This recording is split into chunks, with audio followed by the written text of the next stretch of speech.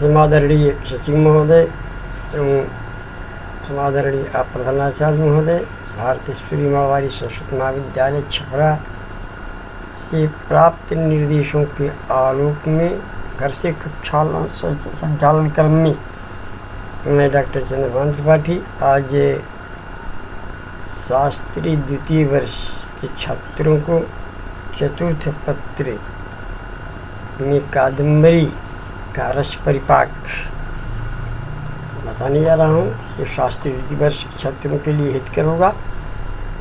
वैसे प्रत्येक वर्ष के छात्र इसको देख सकते हैं, पढ़ सकते हैं, इसकी जानकारी कर सकते हैं। ये कादम्बरी में रस परिपाक क्या है। कादम्बरी के विषय में पहले मैं बता चुका हूँ कि महाकवि बाणा भट्ट की रचना है कादम्बरी, जिसमें 3 जन्मों की कथा वर्णित है और वह कथा यदि पूरे ध्यान से इसको नहीं पढ़ा जाए, नहीं देखा जाए तो अक्सर ये भूल जाता है कि 3 जन्मों की कथा क्या है।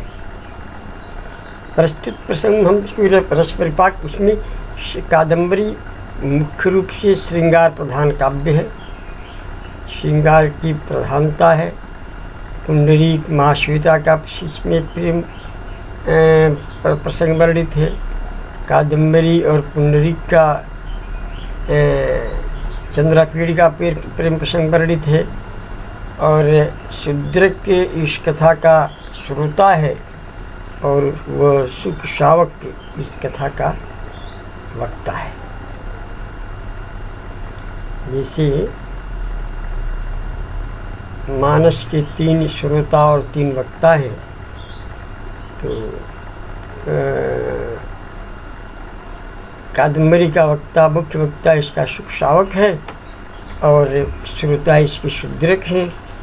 तो एक जन्म की कथा जो हो गई, दूसरी जन्म की होती है वो कादम्बरी और चंद्रापीड़ की कथा वर्णित है और महाश्वेता और पुंडरीक कथा वर्णित है।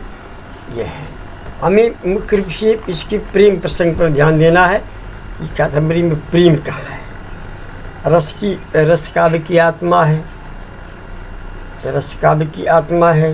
हम लक्षण ग्रंथों के प्रसंग में इस पर चर्चा कर चुके हैं। तो आया है कादम्बरी में बाणा भट्ट की अनिवार्यता, रचना के लिए बाणा भट्ट इसकी अनिवार्यता को स्वीकार करते हैं। स्फुटो रस है या रस्यन सज्जाम स्वयं विपाकता, इसका स्पष्ट स्वीकारोक्ति इनकी है। और इनकी जो कादम्बरी का प्रधान जो रस है श्रृंगार है। एक भविदंगी श्रृंगारो वीर एवं, इनका प्रधान जो रस है कादम्बरी का श्रृंगार रस है। अन्य 9 रस में 8 रस इसको पुरस्कार करते हैं, उसको पुष्ट करते हैं। ये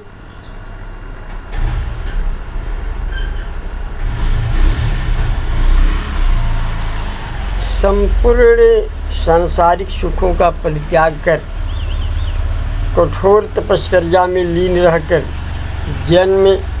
जन्मांतर तक प्रियतम की प्रतीक्षा अलौकिक और असाधारण प्रेम में ही संभव है, जो कादम्बरी में वर्णित है। पार्थिव प्रेम से ऊपर उठकर दिव्य प्रेम का प्रकाश कादम्बरी में देखने को मिलता है। काल पृथ्वी लोक, गंधर्व लोक और स्वर्गलोक को प्रेम के धागे में बांध सतना ये बाण की ही बस का है। बाण की ही लेखनी की कराबात बाण की लेखनी कुर्चिका से ही है रंग भरना संभव है। प्रेम श्रृंगार का रूप माना जाता है। श्रृंगार रस का परिपाक कादम्बरी में पूर्ण रूप से हुआ है। महाश्वेता और चंद्रापीड़ के प्रथम मिलन में, पुंडरीक और महाश्वेता के प्रथम मिलन में, कादम्बरी चंद्रापीड़ के सम्मेलन में तथा पत्रलेखा आदि के आवेगों में की श्रृंगार का पल्लवन देखा जा सकता है। यहाँ श्रृंगार पल्लवित हुआ है। उच्छ्वास बढ़ जाता है। महाश्वेता को पहली भेंट में चंद्रापीड़ उसे दिखता ही रह जाता है। काम का उच्छ्वास बढ़ जाता है, रोमांच हो जाता है, पसीने की बूंदें उभर आती हैं, काम का आवेग बढ़ जाता है। बसंत के मध्यकारी ऋतु में पुंडरीक से साक्षात्कार होने पर दोनों की जिस दशा का वर्णन वाल्मीकि कादम्बरी में किया है वह प्रेम की पराकाष्ठा है। पुंडरीक दशम अवस्था में पहुंच जाता है। चंद्रपीड़ को देखकर कादम्बरी की दशा कैसी हो रही है ये दर्शनीय है, देखने योग्य बनता है। अथ तस्याः कुसुमायुध इव स्वेदमजनयत् ब्रह्मोत्थानश्रमो व्यपदेशो अभवत् उरुकंप एव गतिरुरोध नूपुररवाकृष्ट हंस मंडल मंडप जशोलेभे निश्वास प्रवृत्तिरेवांशुकम अलंचकार चामरानिलो निमित्तताम यजौ बेपथुरेव करतलमकंपयत् निवेदनोद्यत प्रतिकहारी निवारणम कपटमभूत। माँ सीता को देखकर चंद्रपीड़ के मन में सात्विक भावों का आविर्भाव होता है, किंतु कादम्बरी को देखकर उसकी दशा कुछ और ही प्रकार की हो उठती है। उसको लगता है कि कन्यांतपुर का यह श्रीमंडप एक साथ श्रृंगारमय, काव्यमय, सौंदर्यमय, कुतूहलमय और आश्चर्यमय हो गया है। वाणी ने बड़ी कुशलता से दर्शाया है कि वियोग में ही प्यार और चमकता है, पलता है और बढ़ता है। न लक्षण भी कहता है कि न बिना विप्रलम्बेन श्रृंगार पुष्टि मापनीयात्, न बिना विप्रलम्बेन श्रृंगार पुष्टि मापनीयात्। बिना विप्रलम्ब के, बिना वियोग के श्रृंगार पुष्ट नहीं होता। उच्छृंखलता का सहन में नहीं करती। महाश्वेता और पुंडरीक का प्रथम प्रणय कुछ ऐसा है था जिसकी पूर्णता के लिए उन्हें त्याग करना पड़ा। वियोग और परित्याग ही अलौकिक प्रेम को जन्म दे सकता है। महाश्वेता, पुंडरीक और कादम्बरी चंद्रपीड़ की कथा का राज भी यही है। मानव मात्र के हृदय की वास्तविक अवस्था भी बाण की व्यापक अनुभूति थी।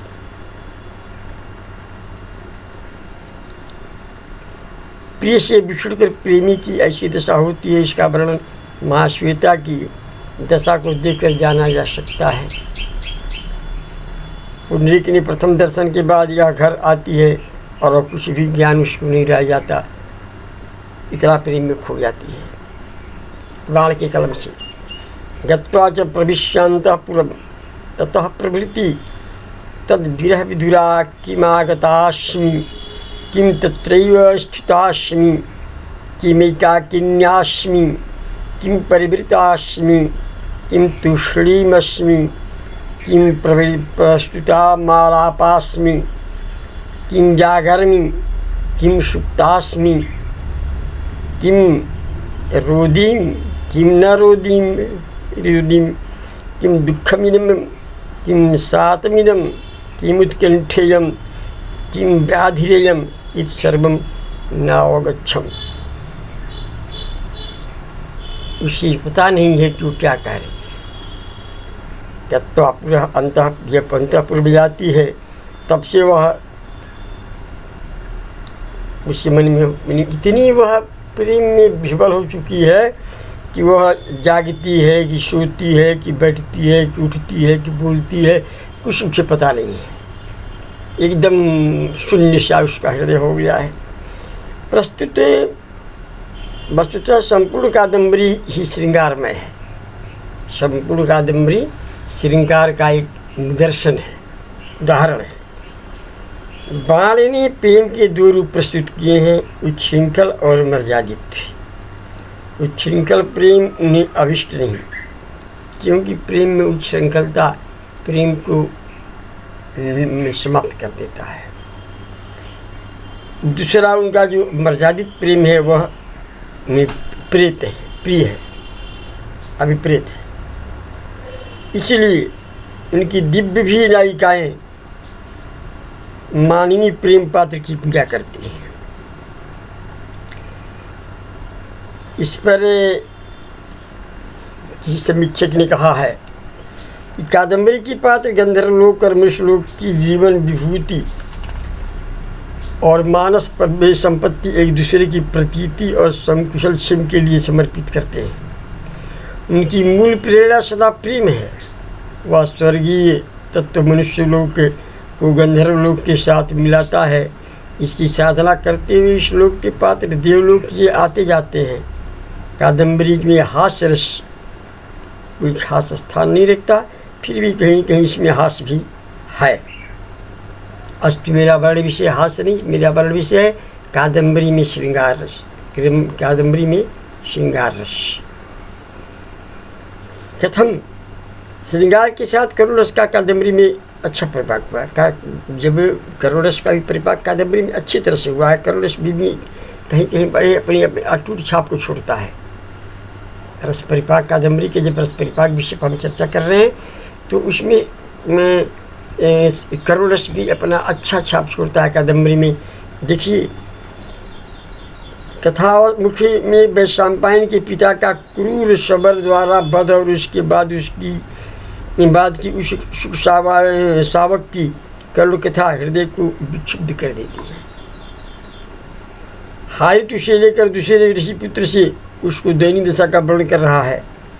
अयम माँ मीलित लोचनो मुहुर्मुहुरतुल्वलम श्वसिति मुहुर्मुहुमुखेन पतति मुहुर्मुहुश्चलचुपुटम बिभ्रडोति न शक्नोति शिरोधराम धारयितुम्।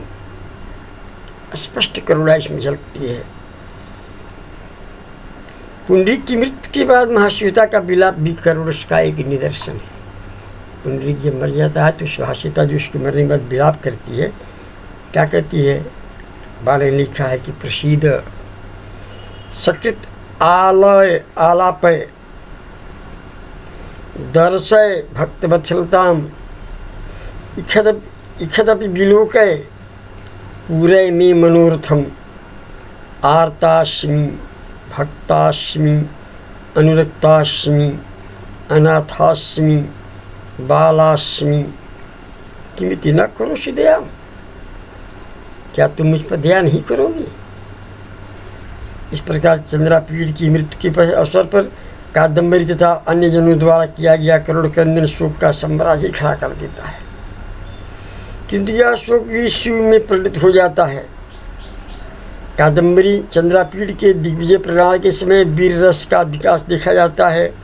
कादम्बरी प्रणय कथा है, अतीव रौद्र का उसमें कम ही स्थान है। मृगयावरण जैसे स्थलों पर उसका अवतार पाया जाता है। भयानक रस का कादम्बरी में परितोष अवश्य मिलता है। कथामुख में सबर सेना सबरपति वृद्ध सबर पिंध्याटी में विशेष पशुओं की खोज करते हुए प्राणियों में अपने कौतूहल और अत्याचार से भय की सृष्टि करते हैं। पूरा वन उड़ते पक्षियों के कोलाहल से भयानक शुक्रों की हुंकार से, हाथियों के व्यापक चित्कार से तथा सिंह की गर्जनाओं से भयभीत उठता है। इसमें भयानक रस भी है। सहसैव तस्मिन् महावनि सत्राशित सकल वनचरः सर्वसमुत्पन्नपतत्रिपक्षपुटपन्ततः भीतकरिपूत चीत्कार पीवरः कंपयन्निव तरुण मृगयाकुलाहल ध्वनि उरुदचरत। वनान्तरव्यापिना ध्यानेन सर्वतः प्रचलितमिव तद् अरण्यम् अभवत्। सबर की सेना चली जाती है। काले कलूठे यमराज शरीर के सभी कलिकाल के समान प्रतीत होते हैं। यह कितनी सुंदर उपमा है महाभट्ट की। अनिल चलितमिव तमालकाननम एकीभूतमिव कालरात्रीणां जाम संघातम अंजन शिलास्तंभ संभारमिव क्षितिकंपपूर्णितम अंतक परिवारमिव परिभ्रमंतम कलिकाल बंधुवर्गमिव संगतम सवर सैन्यम अद्राक्षीत, ऐसे सवर सैनिक को, सवर सेना को उन्होंने देखा। इस प्रकार समस्त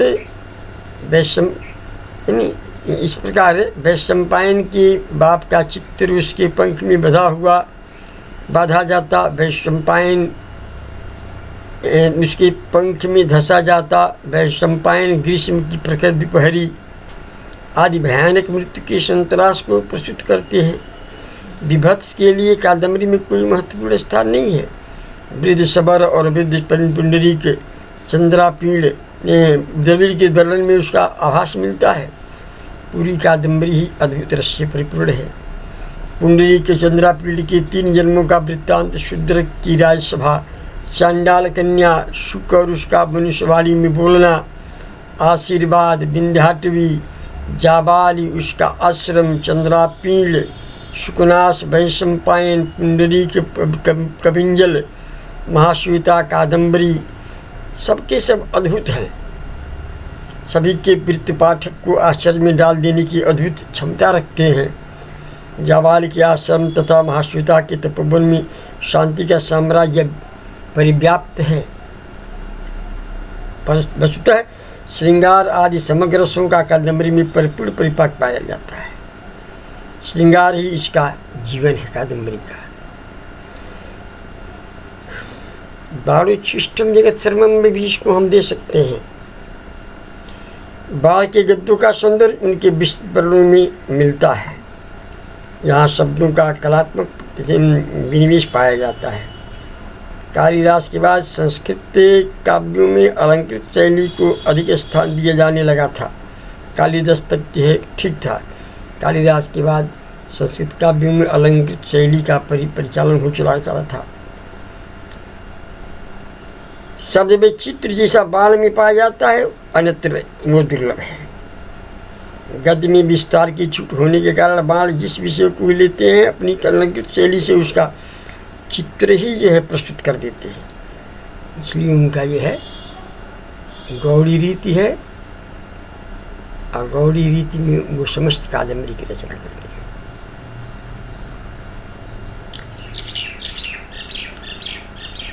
इनके लिए अनुरणनात्मक ध्वनि और लय को सहज ही में उपस्थापित कर देते हैं। उनकी उपमाएँ विषय को और भी विशेषता रंगीन बना देती हैं। वर्णन में वह अपने स्वभाव के माध्यम से विषय का विस्तार करते हैं और इनकी उपमा और उत्प्रेक्षा का प्रयोग मानो इनके पद पर परिधि में पाया जाता है। उपमा और उत्प्रेक्षा के तो एकदम सिद्ध हस्त हैं। अंत में शब्द चित्र का वैचित्र आने के लिए श्वेश, श्लेष, विरोध, परिसंख्या आदि अलंकारों का भी सन्निवेश करते जाते हैं। इस प्रकार प्रक्रिया को बाण विस्तृत रूप देने में थकते नहीं हैं। कादम्बरी में शूद्र, विंध्याटवी, पंपासर, सवर, जावाली, उनके आश्रम आदि में इनका वर्णन मिलता है। बाण वृक्षों, वनों, नदियों, तालाबों, सायं प्रातः आश्रम, नगर, स्त्री, पुरुष, ऋतु, अश्वगज आदि वर्णों में सौंदर्य की अद्भुत योजना प्रस्तुत करते हैं। बाण प्रकृति के परम प्रेमी है। प्रकृति इनकी मनोनर्तकी है। स्वभावोक्ति अलंकार भी इनका देखने को ही बनता है। जब ये जाबाल के आश्रम का वर्णन करते हैं कितनी स्वाभाविकता है। अनत दूरमिव गत्वा दिश दिश सदा सन्निहित कुसुम फलैस्ताल तिलक तमाल हिंताल बकुल बहुलैरे लालता कुलित नालिकेरि पलकलापैर लोललोद्र लवली लवंग पल्लवैरुल्लसित च्यूत रेणु पटलैरलिकुल खुनिकार मुखर सहकारैः पूज्यमान पितृदैवतम आश्रम पदम अपश्यम। ये तो उत्प्रेक्षा का, जमक का, संसृष्टि का उदाहरण रहा। उपमा देखिए इनकी कितनी सुंदर है। आप जजोनी में त्रिभुवनवन्दितम् असुरारिमिव प्रकृति नरहरिवराहरूपम सांख्यमिव कपिलाधिष्ठितम। विरोध भी इनका देखने में बनता है। सुरभिविलेपन धर्मपि सतताविर्भूत व्यधूमगंधम मातंग कुलाध्यासितमपि पवित्रम उल्लसित धूमकेतु शतमपि प्रशांतोपद्रवम ईदृशम आश्रम अवश्य। इस तरह कादम्बरी रस परिपाक के साथ साथ नाना वैचित्र्य पूर्ण रचनाओं में अपने आप को एक अलग ही स्थान रखती है, जो बाणोपशिष्टम जगत सर्वम का निदर्शन है। अस्तु।